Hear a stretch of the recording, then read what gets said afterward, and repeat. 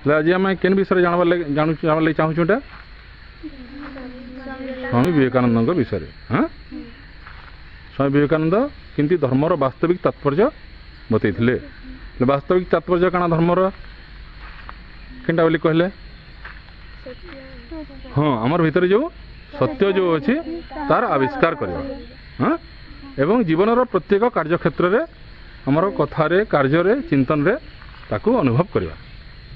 हाँ से से कौन कहले केमती कले से हेबो सेटा निजर प्रकृति उपरे नियंत्रण आनले हेबो। आ प्रकृति उपरे केमती नियंत्रण आनिबा चारोटी योग बतैले कौन कौन कर्मयोग।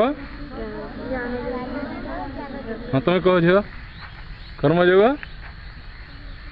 कह भूलीगल देख किए कह तुम कह कर्मयोग ज्ञान योग भक्ति योग राजयोग आउ से आचरण कले कण हम आमर पूर्णता आसवा आम पूर्ण आनंद मुक्त एटा हो पार।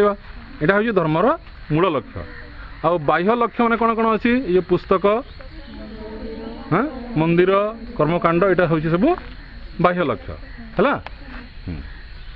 ताले आम समस्ते टे जयगान करवा पिले भारत माता की जोर रे टिके खाई कि नहीं भारत माता की भारत माता की भारत माता की स्वामी विवेकानंद की स्वामी विवेकानंद की वंदे वंदे वंदे विवेकानंद सार्ध सती समारोह की संपूर्ण मनुष्य समाज की